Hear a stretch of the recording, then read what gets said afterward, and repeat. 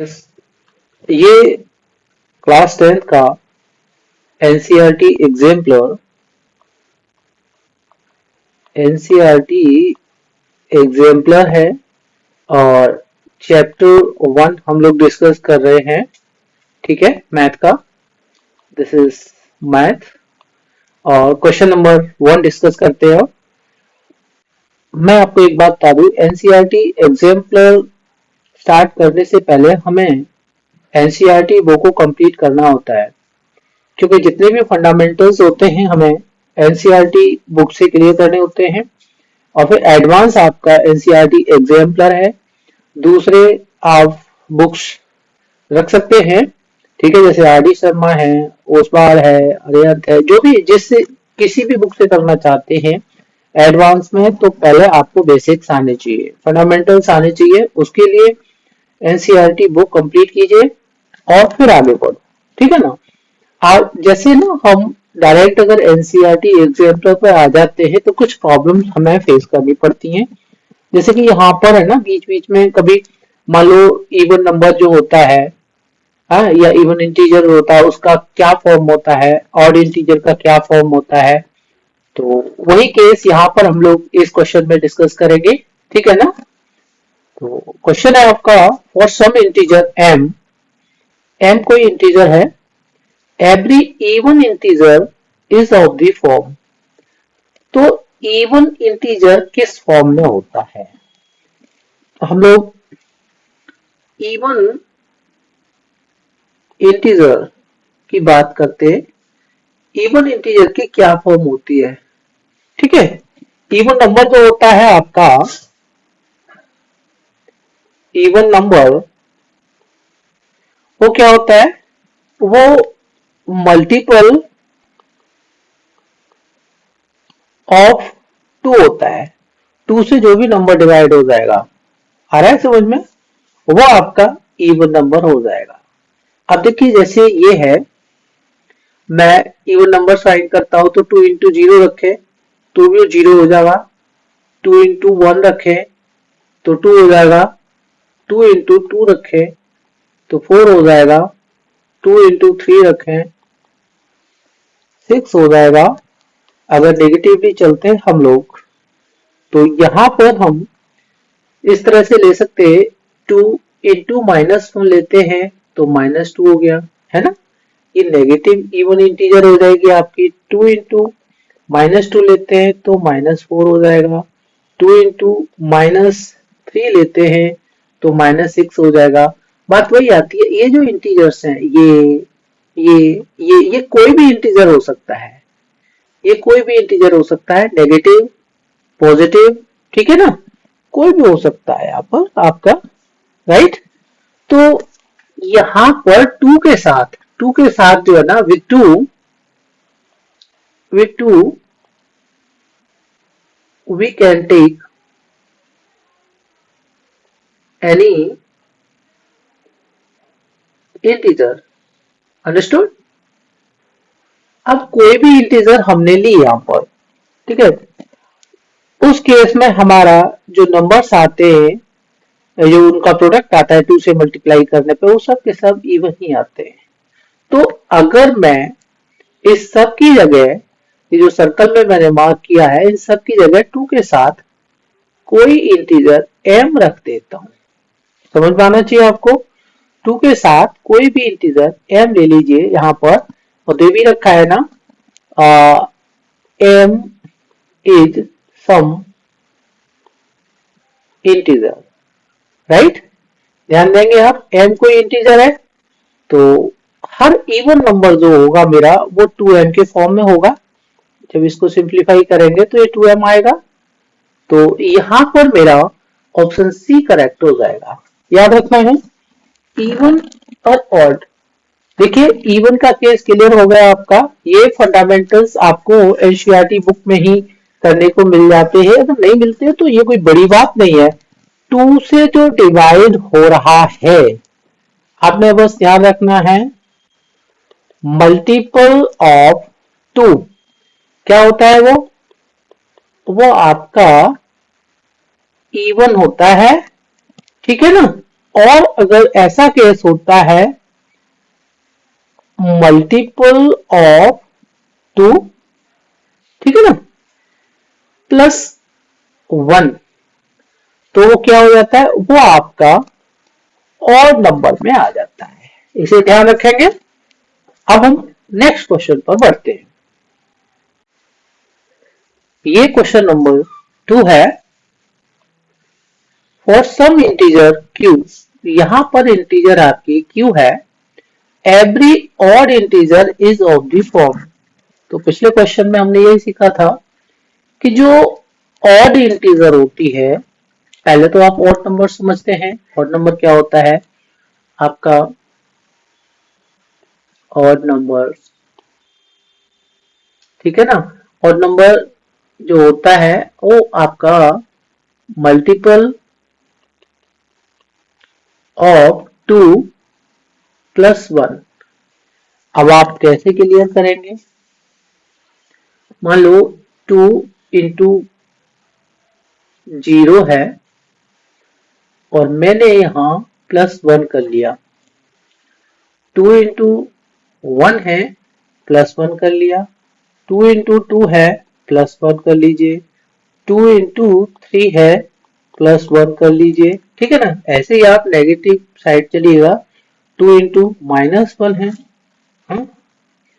Plus 1 कर लीजिए, ये वाला है, तो क्या आ जाएगा, देखिए जरा, 2 इंटू माइनस 2 है, प्लस 1 कर लीजिए, राइट, 2 इंटू माइनस 3 है, प्लस 1 कर लीजिए, ये सब का सब क्या बनेगा आपका, ये ऑड इंटीजर्स होते हैं। क्या होते हैं ये, ऑड इंटीजर्स होते हैं। ये आपका बन गया 1, ये आपका बन गया 3, ये आपका बन गया 5, ये आपका बन गया 7, राइट, ये आपका बन गया -1, ये आपका बन गया -3, ये आपका बन गया -5। तो यहां पर जो हमने कोई इंटीजर 2 के साथ लिया है, एनी इंटीजर, एनी इंटीजर, आ रहा है समझ, यहां तो देखिए ये ऑल आर पॉजिटिव, ये all are positive, positive integers हैं, तो हम पॉजिटिव केस लेकर के चलेंगे ये साइड, लेकिन इसको भी आपने समझना है, ये भी तो आपके ऑड इंटीजर्स हैं, ठीक है ना। तो पूछा क्या है, for some integer q every odd integer is of the form. ये सारे इंटीजर्स आपके क्या आ गए हैं, ऑड इंटीजर्स हैं, लेकिन q जो है यहां पर क्या हो सकता है, q आपका 0 प्लस माइनस 1 हो सकता है, प्लस माइनस 2 हो सकता है, प्लस माइनस 3 हो सकता है, प्लस माइनस 4 हो सकता है, कुछ भी इंटीजर हो सकता है 2 के साथ। और अगर 2 के साथ हम q का मल्टीप्लाई करते हैं, उसमें आप प्लस 1 करते हो, तो क्या हो जाएगा, q प्लस 1, ये आपका ऑड इंटीजर हो जाएगा। क्या हो जाएगा, ये आपका ऑड इंटीजर हो जाएगा, और इसकी जो फॉर्मेट है वो आपका ऑप्शन डी से मैच करता है, राइट। इस क्वेश्चन में हमें दे रखा है n square minus 1 is divisible by 8, is divisible by 8। ये 8 से डिवाइड होता है, लेकिन किस कंडीशन में होता है, n एक इंटीजर है, एक नेचुरल नंबर है, ऑड नंबर है या इवन है। तो देखिए n स्क्वायर माइनस 1, ध्यान देना है हमें। अब n की वैल्यू क्या हो सकती है, ये सबको अगर देखते हैं हम लोग, इनको और इनको लेकर के, तो n क्या हो सकता है, n can be what, even, क्या हो सकता है, और ऑड। n या तो इवन होगा या ऑड होगा, है ना, इनमें से कोई एक होगा, ठीक, राइट। अब इंटीजर में आपका इवन और ऑड दोनों आते हैं, हाँ आते नहीं आते, नेचुरल नंबर में भी इवन ऑड दोनों आते हैं, अब जैसे देखिए इंटीजर हम देखते हैं कि 0 है, ये 1 है, ये 2 है, ये 3 4 5 एंड सो ऑन। और इधर आपका -1 -2 -3 -4 है ना, and so on towards left side. तो ये आपकी क्या है, इंटीजर्स हैं। क्या है ये आपके इंटीजर्स हैं। अब n क्या हो सकता है, या तो आपका ऑड इंटीजर होगा या इवन इंटीजर होगा। नेचुरल और n इंटीजर, a और b ऑप्शन आपके नहीं हो सकते हैं। ध्यान रखना है आपने, a और b ऑप्शन आपके नहीं हो सकते हैं। ऑप्शन सी और डी में से कोई एक होगा। अब हम यहां पर इसको वेरीफाई करते हैं, राइट। देखिए ये अगर हम इवन लेके देखें n की वैल्यू पहले, तो केस 1 ले लेते हैं। क्या लेते हैं हम लोग, केस 1, यानी n को क्या मान लेते हैं, n इज इवन। हम n को इवन मान के चलते हैं। अब इवन मान के चलेंगे तो n की वैल्यू क्या हो जाएगी, यानी 2k की फॉर्म में होगा। हाँ? 2k 2q 2x 2y किसी भी फॉर्म में आप उसको रख सकते हैं। हम यहाँ पर n स्क्वायर -1 n को रिप्लेस करते हैं 2k, राइट, इसका होल स्क्वायर -1, और ये क्या आ जाएगा, दिस इज 4k स्क्वायर -1। अब k क्या है यहाँ पर, ध्यान दीजिएगा, हमने तो n is equal to 2k consider किया था कि n को मान लो कि 2k ले लिया हमने, इवन फॉर्म होती है। अब k कुछ भी हो सकता है, यहाँ पर इन इंटीजर्स में से k कुछ भी हो सकता है। अब क्या लिख लेंगे यहाँ पर, where k is some integer, right. तो यहां k की कोई वैल्यू पुट कर लेते हैं, जैसे आप -5 कर लीजिए, कोई भी वैल्यू रख लीजिए इनमें से, राइट। तो ये हो जाएगा 4 इंटू 25 -1, यानी 100 -1 99। और आपको ये बात पता है कि 8 से ये जो डिविजिबिलिटी टेस्ट ऑफ 8 क्या होता है, आप समझ सकते हैं। ये 8 से डिवाइड नहीं होगा, not divisible by 8, not divisible by 8, ये 8 से डिवाइड नहीं होता है। k की कोई और वैल्यू ले लीजिए, हो सकता है कि हम यहाँ गलत कर रहे हो, k की हमने 5 ली है वैल्यू। अब हम यहाँ इसमें ऐसा करके देखते हैं, 4k स्क्वायर -1 है, n की वैल्यू यहाँ हमने क्या ली थी, k की वैल्यू हमने यहाँ क्या ली थी, -5 ली थी। अब यहाँ हम k की वैल्यू 3 ले लेते हैं। हाँ, कोई इंटीजर चाहिए हमें, हमने यहाँ से 3 उठा लिया, पहले -5 उठाया था, जो भी है कोई भी डिजिट उठाना है हमने।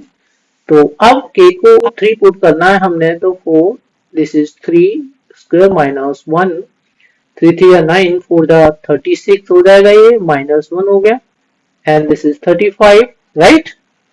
अब देखिए 30, जैसे 99 डिवाइड नहीं हो रहा था 8 से, 8 की टेबल में, या 35 8 का मल्टीपल नहीं है, this is also not divisible by, है ना, नॉट डिविजिबल बाय 8। तो आपने दो केस देखे, ऐसा ही आगे मिलेगा। k की कोई भी वैल्यू पुट कर लीजिए आप 4k स्क्वायर -1 में, आपको यही मिलेगा कि नंबर जो आएगा लास्ट में सिंप्लीफाइड फॉर्म लाइक 99 35, ऐसे जो भी नंबर आएगा वो आपका 8 से डिवाइड नहीं होगा, that will not be divisible by 8। तो केस 1 जो है n, अगर हम इवन कंसीडर करते हैं n स्क्वायर -1 के लिए, वहां पर डिविजिबल बाय 8 नहीं होगा, ठीक है। और ये कह रहे हैं कि n square -1 is divisible by 8। अब हमने ये देखा यहाँ पर कि n की वैल्यू अगर हम इवन लेते हैं तो n स्क्वायर -1 डिविजिबल बाय 8 नहीं होता है तो इवन भी नहीं होती। डी ऑप्शन भी आपका करेक्ट नहीं है। ऑप्शन सी आपका करेक्ट होगा। चार में से कोई एक ऑप्शन ही ठीक होगा, करेक्ट होगा, लेकिन इसे वेरीफाई तो कर लेते हैं। अब देखिए एन, आप केस 2 ले लीजिए, आप ऐसा कीजिए यहाँ पर, और एन को क्या रखना है आपने, एन इज ऑड, यानी एन की जो वैल्यू लोगे आप 2k प्लस 1 फॉर्म में पुट करोगे, तो एन स्क्वायर माइनस 1, इसको आप 2k प्लस 1 का होल स्क्वायर और माइनस 1 कर लीजिए, राइट। तो इसे आप 4k square plus 1 plus 4k minus 1 हो जाएगा, प्लस 1 माइनस 1 कैंसिल हो जाएगा, 4k स्क्वायर प्लस 4k। अब देखिए यहां पर मेरा k क्या है, k इज सम इंटीजर, क्या है, वेयर k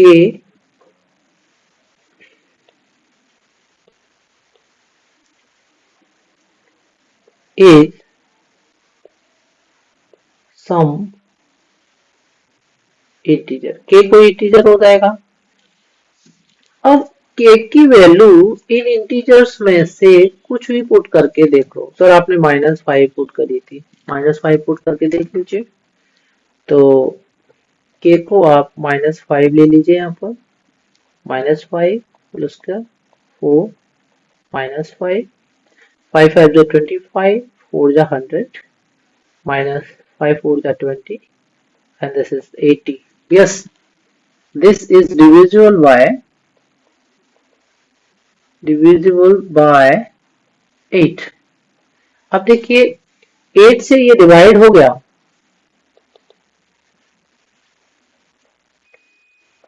अब देखिए ये 8 से डिवाइड होता है जब k आपका कोई भी इंटीजर हो और n आपका ऑड इंटीजर, n की वैल्यू क्या होनी चाहिए, ऑड होनी चाहिए।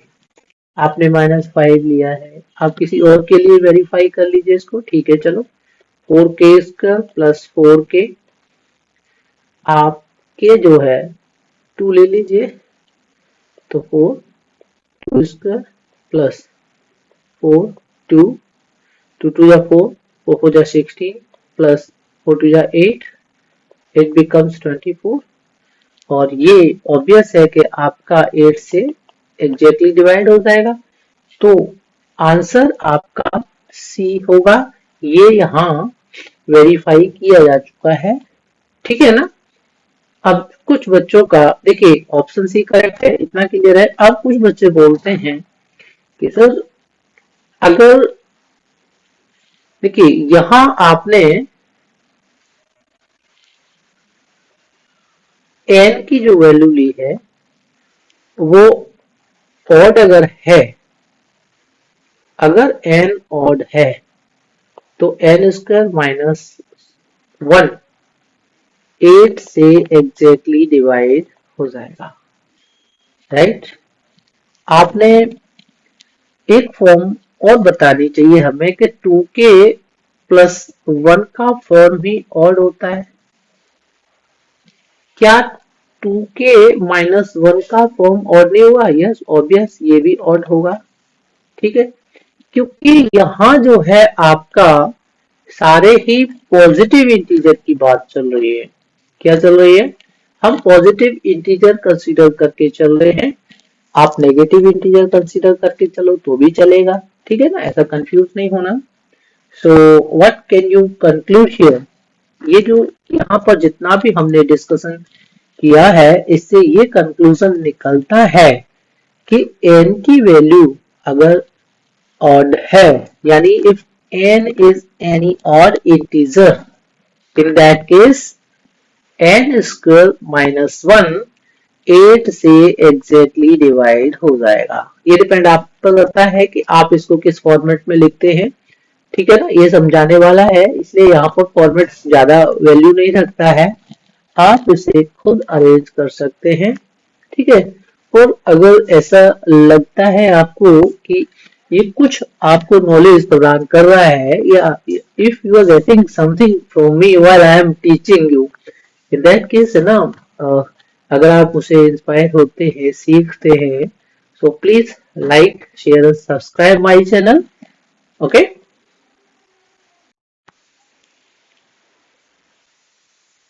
ये आपका क्वेश्चन 4 है।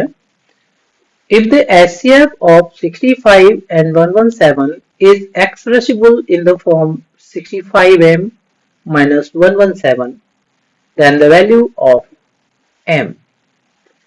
तो कह रहे हैं कि HCF 65 का HCF of 65 and 117 is expressible in the form of this one, यानी वो आपका 65m माइनस 117 की फॉर्म में एक्सप्रेस किया गया है यहाँ पर, ठीक है ना। तो हमें m की वैल्यू फाइंड करनी है। यहाँ 4 ऑप्शन दे रखे हैं ABCD, जिसमें 4, 2, 1 और 3m की कोई एक वैल्यू होगी। यहाँ पर दो तो हो नहीं सकती, ठीक है ना। ऑप्शन में कोई एक ही ऑप्शन करेक्ट होगा। तो हमें सबसे पहले क्या करना है, इनका HCF निकालना है 65 और 117 का। आप यहाँ 65 और 117 का HCF निकालने के लिए, क्योंकि क्लास 10th है और यूक्लिड ज्योमेट्री रियल नंबर है, आप डायरेक्ट भी इसको निकाल सकते हैं, लेकिन हम रियल नंबर्स कर रहे हैं तो आपको ध्यान रखना चाहिए कि यूक्लिड्स डिवीजन लेमा आप यूज करेंगे। तो आपको पता है कि A is equal to b q plus r, Euclid's division lemma format है ये, ठीक है। इसमें तो A इज बड़ा नंबर 117, B छोटा नंबर दैट इज 65, एंड 65 से 117 को डिवाइड करेंगे तो 1 टाइम ट्वाइस बड़ा हो जाएगा 130। आपका रिमाइंडर कितना आएगा, माइनस कर लीजिए इसको, तो ये 2 दैट इज 5, 52 आ जाएगा। अगेन आपका ये 65 यहाँ पर डिविजन हो जाएगा और ये रिमाइंडर आपका डिवाइजर हो जाएगा। 52 जो है अब ये 1 टाइम, और यहाँ डिफरेंस आपका कितना आएगा, 5 माइनस 2 3, 6 माइनस 5 1। अब आप 52 को डिवाइड करेंगे 13 जो रिमाइंडर है, ठीक है ना। कब तक करते हैं इस प्रोसेस को कंटिन्यू, जब तक कि आपका रिमाइंडर 0 ना आ जाए। अभी रिमाइंडर 0 नहीं आया है, ना इस केस में आया ना इस केस में आया, so we will continue the process. अब 13 4 जा 52 होता है और कुछ नहीं बचता, यानी रिमाइंडर 0 हो गया है। आपको बताया था मैंने, हम उस प्रोसेस को कंटिन्यू तब तक करते हैं जब रिमाइंडर 0 ना आ जाए, तब तक करते हैं। अगर रिमाइंडर 0 आ गया है तो जो डिवाइजर है, द लास्ट डिवाइजर, क्या, द लास्ट डिवाइजर क्या है हमारा, HCF होता है, दैट इज व्हाट ईयर 13। अब हम अकॉर्डिंग टू क्वेश्चन करते हैं। अकॉर्डिंग टू क्वेश्चन आपका क्या होगा, जो 13 है HCF है वो आपका 65 माइनस 117 की फॉर्म में एक्सप्रेसिबल है। इस तो अगर हम अरेंज करते हैं तो we will get an equation. हमें यहाँ एक इक्वेशन मिलेगा, इसे सिंप्लीफाई करेंगे 13 और ये 117 प्लस का हो जाएगा लेफ्ट में आने पर 65m पॉजिटिव ही रहेगा, राइट साइड रहने देंगे उसको। इसका सम आपका 130 हो जाएगा और ये 65m, अगर m की वैल्यू निकालना है तो 130 बाई 65, 65 डिनोमिनेटर में शिफ्ट हो जाएगा, m इज इक्वल टू 2 आ जाएगा आपका।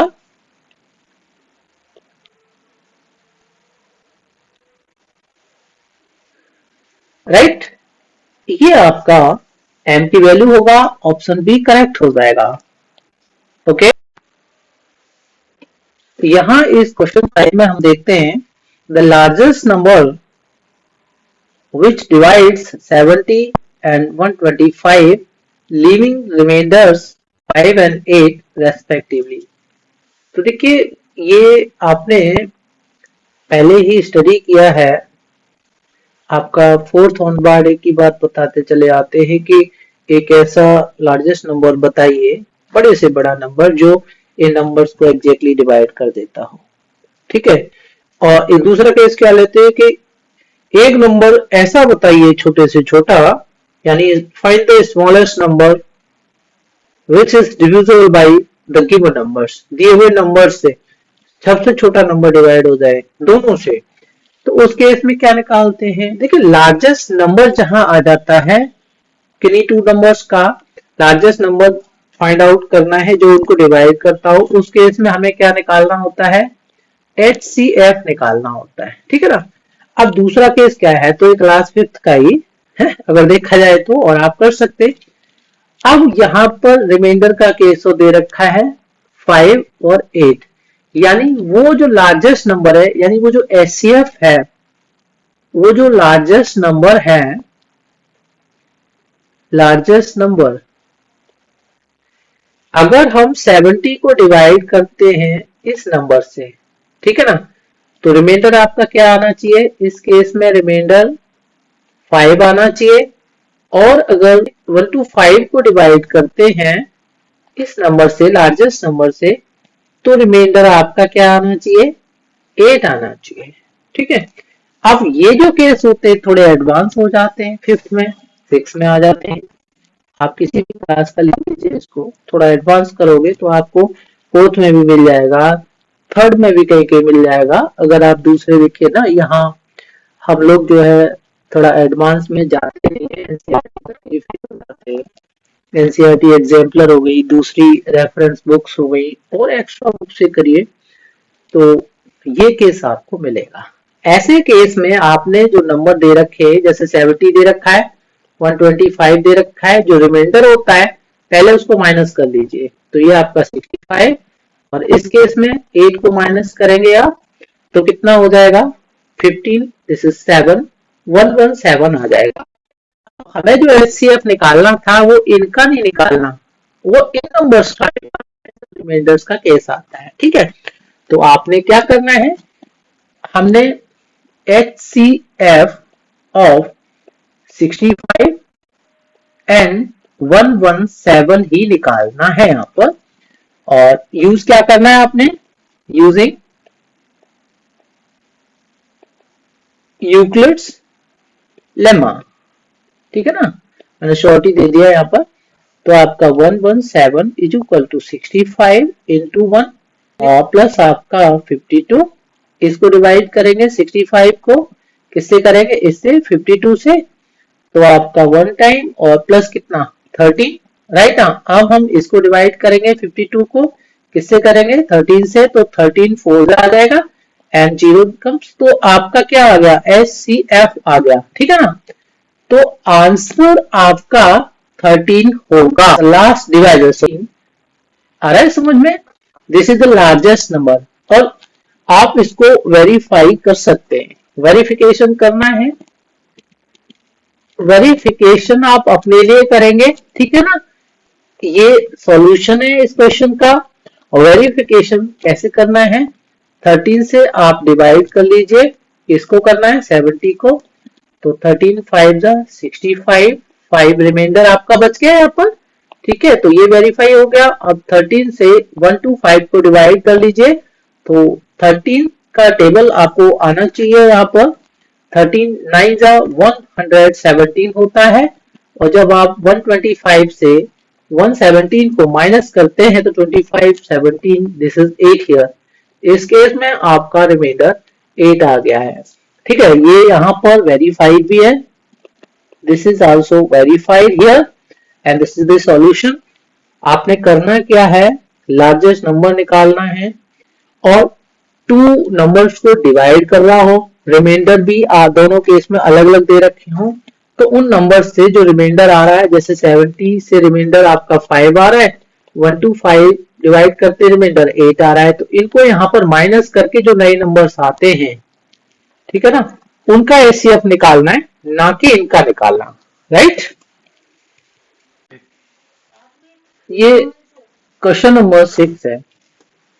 If two positive integers a and b are written as, a को उन्होंने क्या लिखा है एक्स क्यूब वाई स्क्वायर और बी को लिखा है एक्स वाई क्यूब। ठीक है ना, ये ए और बी दे रखे हैं। X y are prime numbers, prime numbers आप समझ सकते हैं। ठीक है ना, then HCF of a and b. देखिए यहां पर आप यूक्लिड्स डिवीजन लेमा यूज करेंगे, हाँ? उसकी जरूरत नहीं पड़ती है, राइट। हमें करना क्या है, एचसीएफ निकालना है ए और बी का, यानी हमें इस पार्ट का एचसीएफ निकालना है। ठीक है ना, तो एचसीएफ कैसे निकालेंगे, इसको हम एक्सपेंड करेंगे इस तरह से, यानी ये एक्स क्यूब है ना तो 3 टाइम्स कर लीजिए, वाई स्क्वायर है तो 2 टाइम्स कर लीजिए, और इसको आप एक्स 1 टाइम है, वाई आपका 3 टाइम्स है, राइट। अब ये जो आपके दे रखा है ना आपको कि x and y are prime numbers, तो देखिए यहां पर ये क्या हो गया आपका, ये क्या हो गया आपका प्राइम फैक्टराइजेशन, क्या हो गया, ये आपका प्राइम फैक्टराइजेशन हो गया है। अब यहां हमें एचसीएफ निकालना है। अच्छा, एचसीएफ निकालना ये भी आपका फिफ्थ ऑन बार्ट आपको अच्छे से आता होगा, एल्जेब्रिक एक्सप्रेशन होते हैं उनके एचसीएफ निकालने होते हैं, इजी होता है आपका। ठीक है ना, जो आपके प्राइम फैक्टर्स होते हैं, क्या होते हैं, जो आपके प्राइम फैक्टर होते हैं, और यहाँ इस केस में जो कॉमन होते हैं, जैसे ये और ये कॉमन है, तो जो कॉमन प्राइम फैक्टर्स, ठीक है ना, जो कॉमन प्राइम फैक्टर्स हैं, जैसे x हो गया, और आपका ये y ले लीजिए, ये y ले लीजिए, और ये y और ये y, ये ना ऊपर नीचे कॉमन है, तो ये x सिंगल टाइम, क्या है, ये y सिंगल टाइम और ये y single time. Common prime factors होते हैं, उनकी क्या लेते हैं हम लोग, स्मॉलेस्ट पावर, क्या लेते हैं, स्मॉलेस्ट पावर, उनकी एक्सपोनेंट स्मॉलेस्ट रखते हैं, और उसका क्या करते हैं, उनका प्रोडक्ट फाइंड करते हैं, क्या करते हैं, उनका प्रोडक्ट फाइंड करते हैं, और वो प्रोडक्ट हमारा क्या बन जाता है, एचसीएफ। तो यहाँ पर x और x ऊपर नीचे कॉमन है तो 1 टाइम लिया हमने, स्मॉलेस्ट पावर लिया, यहाँ पर y ऊपर नीचे है तो 2 टाइम्स ऊपर 2 टाइम्स नीचे, यानी ये y इंटू वाई करके रख लीजिए। अब इनका प्रोडक्ट क्या हो जाता है, एक्स वाई स्क्वायर, क्या हो जाता है, एक्स वाई स्क्वायर, ये हमारा क्या हो जाएगा, एचसीएफ हो जाएगा, राइट। किस तरह से करना है आपको समझ में आ रहा होगा। ऑप्शन आपका कौन सा करेक्ट होगा, ऑप्शन बी करेक्ट होगा, राइट। मान लीजिए 5 इंटू 5 इंटू 3 है, और 5 इंटू 3 इंटू 3 इंटू 3 है, तो इसका एचसीएफ क्या हो जाएगा, देखिए 5 1 टाइम नीचे है 2 टाइम्स ऊपर है, तो 5 की स्मॉलेस्ट पावर क्या आ गई, 1 टाइम आ जाएगी।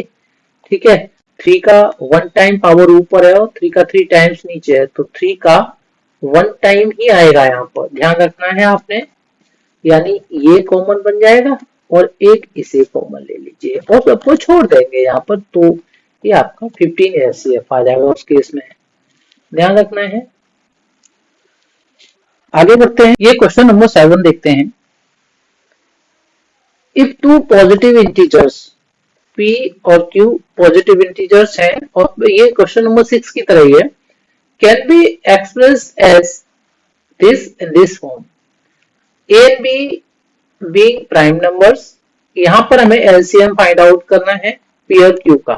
ठीक है, तो p आपका दे रखा है a b स्क्वायर, q आपका दे रखा है a क्यूब b। ठीक है, यहां पर a एंड b क्या है आपके, आर प्राइम नंबर्स, क्या है आपके, a and b are prime numbers, right. तो जो प्राइम नंबर्स हैं वो प्राइम फैक्टर्स भी हैं, यानी हमें इनको क्या करना है, प्राइम फैक्टराइज करना है p और q को। तो p का क्या हो जाएगा, a into b into b हो जाएगा, q का क्या हो जाएगा, a into a into a into b आपका वन टाइम ही है। हमें एलसीएम निकालना है। अब देखिए एलसीएम निकालते हैं तो क्या करते हैं, वहां पर जो प्राइम फैक्टर थे वो कॉमन थे। एचसीएफ के केस में क्या थे, वो कॉमन प्राइम फैक्टर्स। और एलसीएम के केस में क्या हो जाएगा, यहां पर कॉमन नहीं होगा, ईच प्राइम फैक्टर क्या होता है, यहां पर ईच प्राइम फैक्टर। अब देखिए ईच प्राइम फैक्टर की बात आती है, तो अब आप इसको क्लियर कीजिएगा। देखिए ये और ये कॉमन है, ठीक है। अब यहां पर a की पावर 1 है और नीचे a की पावर 3 है, तो क्या a की पावर 3 में a की पावर 1 आएगा, ऑब्वियस आएगा, है ना। ऊपर वाला नहीं, नीचे वाले को देखते हैं कि a की पावर 3 ज्यादा है ना, a की पावर बहुत कम। तो यहां क्या आ जाएगा, डायरेक्ट करेंगे तो a की पावर क्यूब आपका एलसीएम हो जाएगा उस केस में, ठीक है। तो दूसरे तरीके से क्या करते हैं, ये कॉमन वाला है उसको रख लीजिए a है, और ये कॉमन है उसको रख लीजिए b, एक एक बार, ठीक है ना। अब बचा क्या ऊपर b, तो b को रख लीजिए, और नीचे क्या बचा, ये a और ये a, इनको रख लीजिए दोनों को। यहां पर ईच प्राइम फैक्टर लिया जाता है, जो कॉमन होता है उसकी स्मॉलेस्ट में चलते हैं हम लोग, ठीक है ना। यहां पर ग्रेटेस्ट पावर को कंसीडर किया जाता है, लीस्ट पावर को नहीं। यहां पर किसको कंसीडर किया जाता है, ग्रेटेस्ट पावर को, ग्रेटेस्ट पावर को कंसीडर किया जाता है। अब आपका a कितने टाइम्स है, 3 टाइम्स, तो this is a cube and how many times is b है, तो b आपका कितना टाइम्स है, 2 टाइम्स है, राइट। तो this is b square, a cube b square, a cube b square is what, LCM. LCM कैसे निकालना है, राइट। ऑप्शन आपका सी करेक्ट हो जाएगा। एलसीएम एचसीएफ निकालना है, उसे समझ लीजिए, फंडामेंटल्स उसके आपको आने चाहिए, नहीं आते साथ साथ सीखते जाइए। अगर कहीं डाउट होता है तो वीडियो को पॉज कर लीजिए, सीखिए, साथ में ना कॉपी पेन लेकर के बैठो, उसको लिखते भी जाओ साथ साथ, तब आगे बढ़ो, ठीक है ना। ऐसा नहीं है, जहां भी सीखने को मिलता है अच्छे से सीखो, और अगर लगता है कोई आपको अच्छा पढ़ाता है तो अच्छा कमेंट कीजिए। क्वेश्चन नंबर 8 में हम देखते हैं product of a non zero rational and an irrational number, है ना। तो वो क्या होता है, एक इरेशनल होगा, रैशनल होगा जो ऑलवेज के लिए दे रखा है, इरेशनल और रैशनल दोनों ही हो सकता है, या कोई इनमें से एक होगा, ठीक है। तो देखते हैं कौन सा ऑप्शन करेक्ट होगा। मान लीजिए एक नॉन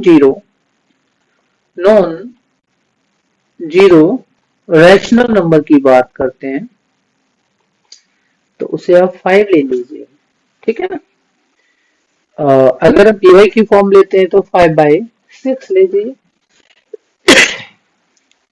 इरेशनल की बात करते हैं, अगर इरेशनल नंबर लेना है आपने तो आप इसको √3 ले लीजिए, राइट। इसको √2 ले सकते हैं, इसको √5 ले सकते हैं, इसका √6 ले सकते हैं, ठीक है ना। जिसका इसको रूट ना आए ऐसा उसके अंदर नंबर रखना है, साइन के अंदर ध्यान रखना है आपने। तो ये आपका इरेशनल है और ये आपका रैशनल नंबर है। नॉन जीरो मतलब जीरो नहीं लेना आपने, ठीक है ना। अब 5/6 और इसका √3 का प्रोडक्ट,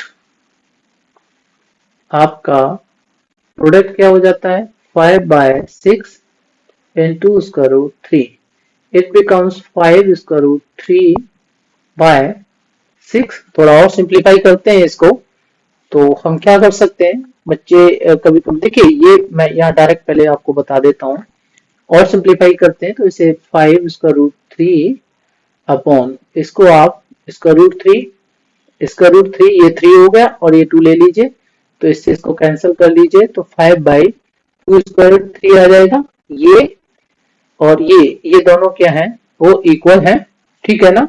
वो ये आपका क्या है सिंपलेस्ट फॉर्म है, ये आपने 9th स्टैंडर्ड में ही सीख लिया होगा। तो ये आपका इरेशनल है या रैशनल है, पहले ये सोचिएगा। तो देखिए आपका प्रोडक्ट जो इसमें आ रहा है वो एक इरेशनल नंबर हो जाएगा। कैसे हो जाएगा, देखिए 5/6 है, ठीक है ना, ये रिपीटिंग आ जाएगा डेसिमल, लेकिन जो इसका √3 है ना, ये आपका हमेशा डेसिमल के बाद कोई ना कोई आपका नंबर आता रहेगा।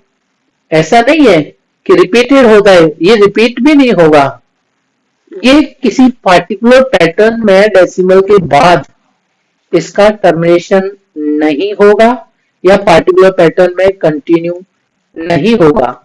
ये डिफरेंट पैटर्न बनते जाएंगे, कभी कोई डिजिट किसी प्लेस पे आती जाएगी, इस तरह से। तो हम कह सकते हैं कि एक रैशनल नंबर हो जाए और एक इरेशनल नंबर हो जाए, इन दोनों का जो प्रोडक्ट आता है वो हमेशा कैसा होता है, वो आपका इरेशनल ही होता है।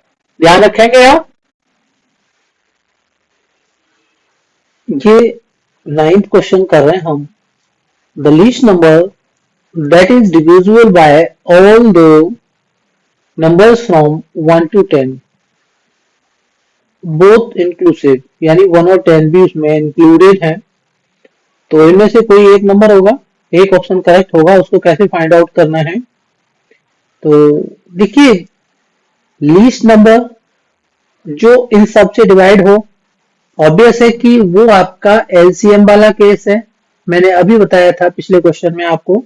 अब हम 1 से 10 तक जो नंबर्स हैं उनका एलसीएम निकालेंगे। तो देखिए ये 1 का फैक्टर 1, 2 का ध्यान देना है आपने, ऑल फैक्टर्स करके रखेंगे तो 1 into 2, 3 का आपका 1 into 3, 4 में 1 into 2 into 2, इस तरह से रखेंगे हम।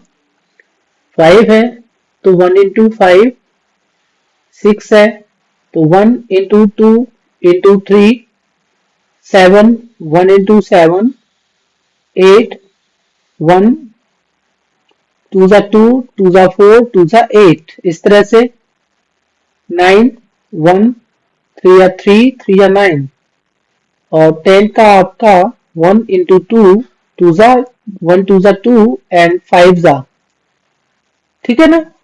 यहां पर हाईएस्ट पावर तो हमने रखनी होती है प्राइम फैक्टर्स की। एलसीएम के लिए मैंने बताया था, एलसीएम के लिए, ठीक है ना, जो आपके प्राइम फैक्टर्स होते हैं, जो आपके प्राइम फैक्टर्स होते हैं, ये बार बार इसलिए समझा रहा हूं, वैसे इजी हम लोग यही कर सकते हैं, इसको समझना है कंसेप्ट। तो प्राइम फैक्टर्स होते हैं, यहाँ पर कौन कौन से प्राइम फैक्टर्स हैं, अगर हम एलसीएम की बात करते हैं तो 1 है, 2 है, 3 है, 5 है, 1 2 3 5 है, और देखिए यहाँ 7 भी है एक, ठीक है ना।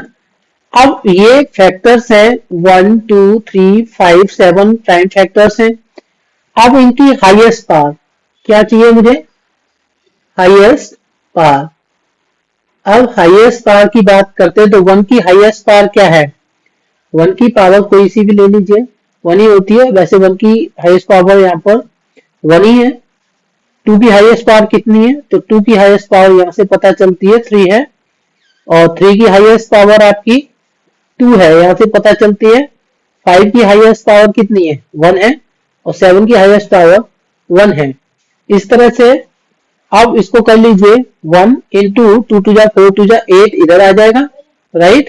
3 3 जा 9 इधर आ जाएगा, 5 इधर आ जाएगा, 7 इधर आ जाएगा। ये बात ध्यान से रखना है आपने। और ये हाईएस्ट पावर है प्राइम फैक्टर्स की, उन सबको लेकर के उनका प्रोडक्ट फाइंड करते हैं, और वो आपका क्या हो जाता है? एलसीएम हो जाता है। ठीक है।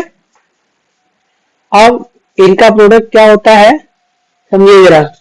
अब जैसे ना 1 इंटू 8 इंटू 9 इंटू 5 इंटू 7 कर रहे होते हैं, तो ऐसा लीजिए नंबर कि वो उनका मल्टीप्लाई करें तो जीरो लास्ट में आ जाए, इतना आपको समझ में आना चाहिए।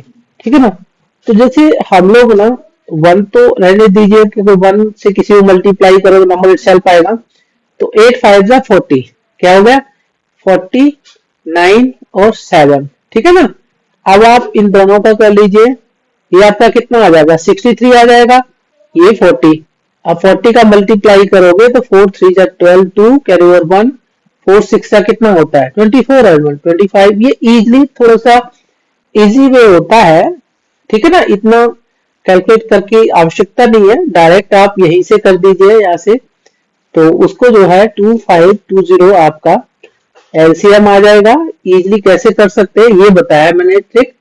दूसरे तरीके से अगर आप एलसीएम निकालते हैं तो देखिए 1 से 10 तक के नंबर लेंगे आप, वहां पर केवल प्राइम फैक्टर्स ही लेने होते हैं। अब यहाँ पर 1 जो है वो तो आपको क्लियर हो रहा है कि 1 के ही टेबल में है, और 1 को हम लोग जो है उस तरह से प्राइम नंबर नहीं लेते हैं।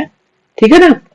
अगर मैं 1 से 10 की बात करता हूं, ठीक है ना, तो इनका एलसीएम निकालने के लिए 2 से शुरू कर दीजिए। 2 का आपका 2 हो गया, 3 का आपका 3 हो गया, 4 का आपका 2 इंटू 2 हो गया, 5 का आपका 5, 6 का 2 इंटू 3 हो गया, 7 का 7 हो गया, 8 का 2 इंटू 2 इंटू 2 हो गया, 9 का 3 इंटू 3 हो गया, 10 का 2 इंटू 5 हो गया। तो यहाँ भी वही काम कीजिए। यहाँ पर फैक्टर है 2, दूसरा क्या है फैक्टर 3, 5 और 7। ठीक है ना। तो 2 की मैक्सिमम पावर 3 है, 3 की मैक्सिमम पावर 2 है, 5 की मैक्सिमम पावर कितनी है? 1 है, और 7 की ये है। तो बात वही आ जाती है 8 इंटू 9 इंटू 5 इंटू 7, ये भी आपका 2520 हो जाएगा। ठीक है ना। तो आपका आंसर डी आ जाएगा, चाहे आप इस तरह से करो या इस तरह से कर लो, तो ये आपका जो है बेटर रहेगा। इसी सॉल्यूशन को आप देंगे एग्जाम में। अंडरस्टूड दिस वन, इसको देने की जरूरत नहीं है। ये भी देते तो चलेगा, गलत नहीं होगा, राइट। ये question number 10, the decimal expansion of the rational number. ये रैशनल नंबर 1 4 5 8 7 एमसीक्यूज है, ये आप इजीली कर सकते हैं। 1250, तो हमें बस फॉर्मेट की ज्यादा जरूरत नहीं होती, किस तरह से रखना है ध्यान रखना है कि कर क्या रहे हैं, कैसे करना है। अब ये कह रहा है कि डेसिमल एक्सपेंशन, इसका डेसिमल में ही आएगा कोई। अगर हम लोग 1250 से इसको डिवाइड करते हैं तो आंसर जो है डेसिमल में आना है। अब टर्मिनेट कब होगा, कितने डेसिमल के बाद होगा? 1 के बाद होगा, 2 के बाद होगा, 3 के बाद होगा, या 4 के बाद होगा? तो 1 से 4 तक का डेसिमल प्लेसेस टर्मिनेशन दे रखा है। कैसे करेंगे? देखिए यहां एक बात आपको याद रखनी है। अगर ये टर्मिनेटिंग रैशनल नंबर है, एक बात याद रखेंगे आप, फॉर टर्मिनेटिंग, ये कंसेप्ट याद रखेंगे हमेशा, for terminating rational, for terminating rational number denominator क्या होना चाहिए?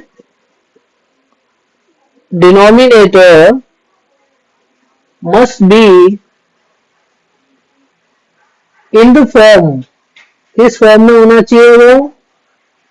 10 raised to power m या n कुछ भी ले लीजिए, यानी इस फॉर्म में अगर वो लिखा जा सकता है, अभी ये तो इस फॉर्म में नहीं है, तो क्या कन्वर्ट कर सकते हैं? अगर ये इस फॉर्म में नहीं तो ऐसे भी है 2 raised to power m into 5 raised to power m, इस फॉर्म में हो, इसमें हो, अगर ये फॉर्म में तो ये फॉर्म अपने आप आ जाएगी, राइट? तो इस फॉर्म में लाना जरूरी है उसको।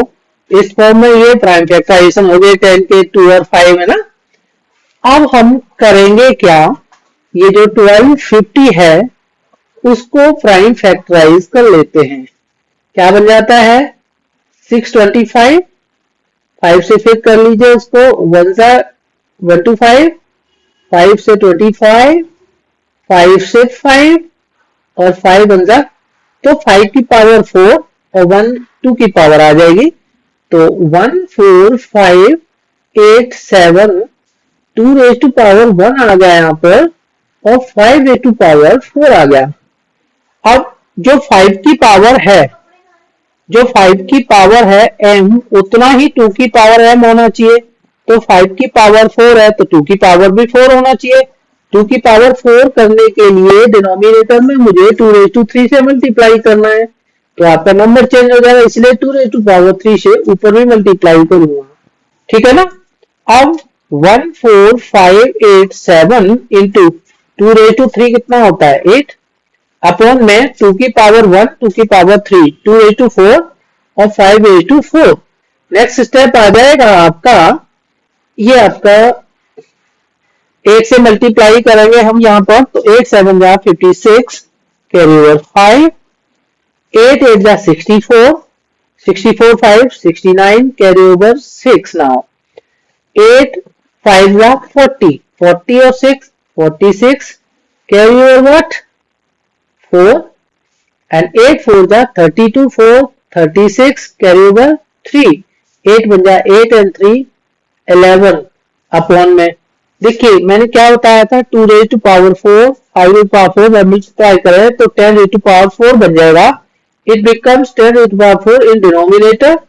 अब 10 रेज टू पावर 4 यानी 4 जीरो है 1 के बाद, तो आपका यहाँ 116 में डेसिमल की पोजीशन क्या होगी 4 डिजिट से पहले, यहाँ पर डेसिमल आएगा 11.6696, तो यहाँ डेसिमल टर्मिनेट हो रहा है कितने डिजिट के बाद में, है ना, या कितने डेसिमल प्लेसेस के बाद में, तो ऑब्वियस है कि कितना 4 डेसिमल प्लेसेस। आपका आंसर कौन सा आ गया, आंसर डी आ गया। आपको ये याद रखना है, एग्जाम में कभी भी पूछ लिया जाता है, ठीक है। ये इस एक्सरसाइज का लास्ट क्वेश्चन है। अगर अभी तक 10 क्वेश्चंस आपने सॉल्व किए हैं, समझ में आ रहा है, अच्छे से लग रहा है, लाइक कर रहे हैं आप, तो ऑब्वियस है कि इसको सब्सक्राइब कर लीजिए, लाइक कीजिए, शेयर भी कीजिए अपने दोस्तों को, ठीक है, मुझे अच्छा लगेगा। Thank you very much, thanks for watching my video.